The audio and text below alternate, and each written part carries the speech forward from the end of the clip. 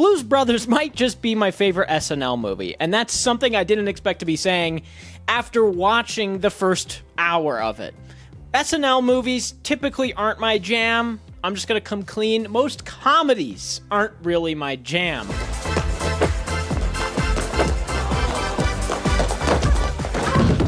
There isn't many straight-up comedies in the world of blockbusters like there used to be. In the 80s, some of the highest-grossing films of the decade, most of them, are comedies. They had massive budgets. This movie, The Blues Brothers, had about a $30 million budget, which is low budget are on the lower side of what today's standards are. However, back in 1980 or 1979 when this was getting made, $30 million equated to over $100 million in today's economy, in adjusted for inflation money. So these movies had huge budgets, the comedies of the era, and they were also raking in the most. Obviously, you have Back to the Future from this era. Huge movie from that time, still huge. So of course they were going to have the biggest budgets. Of course you have Blues Brothers, you have Who Framed Roger Rabbit, you have Back to the Future, you have Twins, Crocodile Dundee, and that's just the tip of the iceberg. There are a plethora of massive comedies from this era of film. It was just the style. And a lot of those movies, while great, some of them I just think are so dated at this point. Some of the humor, some of the comedy especially, does not translate to a modern audience. And that's what I was worried about with Blues Brothers. Just this comedy not translating or being, at this point, cliche or run-of-the-mill. And there are times in this when that is the case. There is a scene that goes on painfully long when they're trying to recruit a band member and they're in this fancy diner just kind of being loud and a little obnoxious, and that's the joke. And for me, this is well-worn territory, and it's just not funny to me. So a lot of what happens in the second act is that type of stuff that just doesn't work for me. When I watch a comedy, there's two things I want from a comedy, or at least one. You have to have one of them for me to enjoy it. One is complete absurdity, which is the SpongeBob route of comedy. Hi, I am very ugly, but you should enjoy the movie anyway. And number two, visual gags. I love when films do visual gags. So many comedies today, and why I think they fail, is because they're just relying on comedic talent to be funny.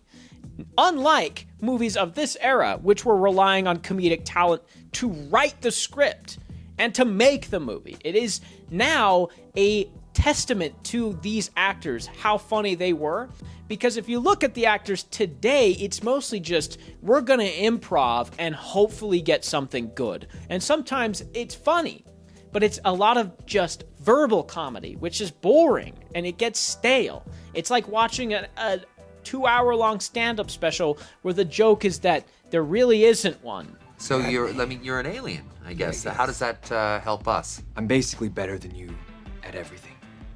Just once, I'm gonna find a planet of people that are worse than me at everything. A whole bunch of functional idiots. I'm gonna go there and I'm gonna be their Superman. Isn't that Canada? You shut your goddamn trash mouth. So those are the two things I love in comedy, is absurdism and visual gags, at least for film. When you pair those two together, there's nothing better. Hey, Como, you know everyone, right? Yeah, pretty much I do. You know this one girl with hair like this? Yes, that's Ramona Flowers. Somebody said she was gonna be here tonight, actually. What? Scott, you have the hots for her or something? I gotta tell you, though, I hear that she's a little hardcore. Now we come to Blues Brothers, which is a good pairing of these two things. And I thoroughly enjoyed it. It is a blast, honestly. The last 30 minutes is some of the most insane, crazy, and over-the-top comedy, with a question mark, I've seen in a movie. The fact that they got away with what they got away with is astounding. But I suppose we could talk about the premise really quick to get that out of the way. More or less, the Blues Brothers is about two people, Dan Aykroyd and John Belushi, who are the Blues Brothers, Elwood and Jake, and they find out that this Catholic home that they were raised in is about to be sold. So they have to go on a mission from God to raise $5,000 cleanly, without the use of anything illegal, even though a lot of illegal shit happens. to raise the money to pay the taxes to keep the home afloat. That's the premise. It's incredibly simple, and that's fine for a comedy. A simple premise with simple characters that you just put jokes on top of. I'm fine with that. The characters are nothing special. Dan Aykroyd and John Belushi are more or less just themselves, but toned down to be these characters. They're just these stoic guys who go between set pieces. That's essentially these characters, and I'm okay with that.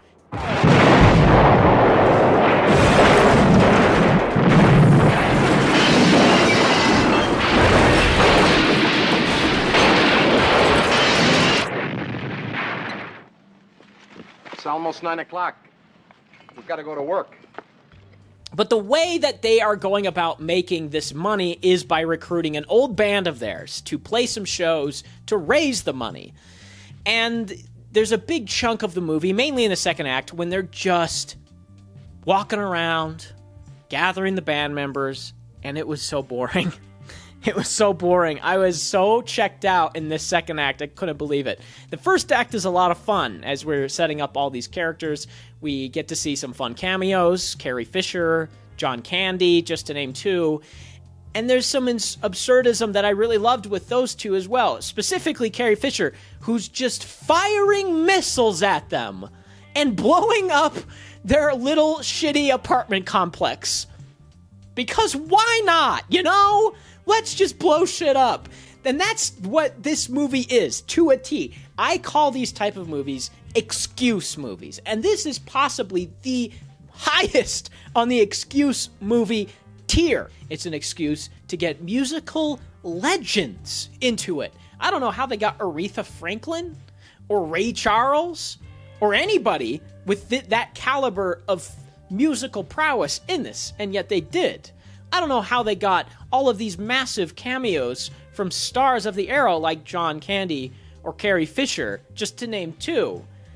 I don't know how they managed to destroy and blow up as much as they did, but they do. You want out of this parking lot? Okay. Would there be anything else? Yes, do you have a Miss Piggy?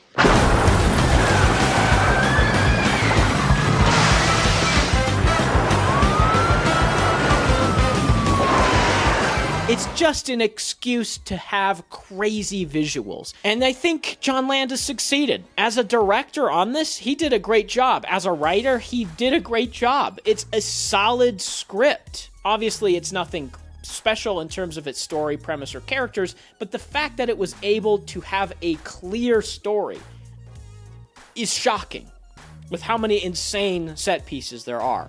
There's like 150 cars that get destroyed in this. There's 150,000 characters in this.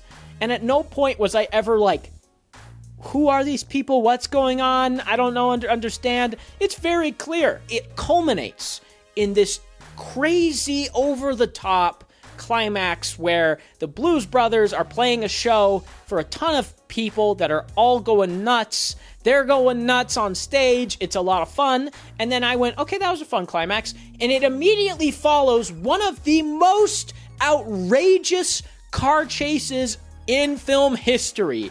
It goes on and on and on and on. Carrie Fisher's firing machine guns at them. The cops have 100 police cruisers that are just getting destroyed following them. And just when you think the cops are out of the race, Nazis show up to try and take their revenge on the Blues Brothers. And they go crazy for 5 minutes. And then the cops show up again to destroy more cruisers. And after that, they finally get to their destination where they can pay their taxes.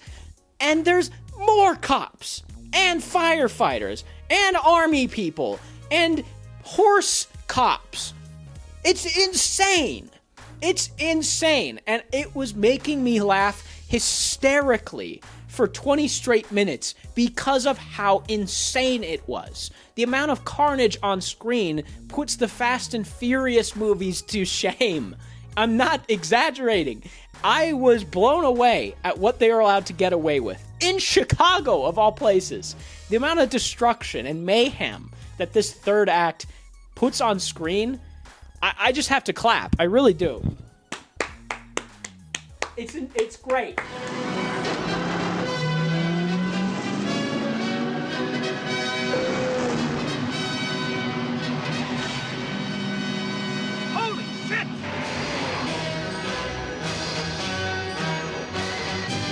And that leads us to the final part of this video, picking next week's movie, the weekly classic movie. To do this, I'm just going to point at this shelf here. I have quite a few movies on this shelf that I have not seen. A lot of them are classics. I'm going to point at what just burped, and we're going to watch that one. This one. Okay, I've already seen Stalker, but right next to it is Star Trek The Motion Picture, which is still in its wrapping. I've never watched it. Next week, Star Trek The Motion Picture. See you then.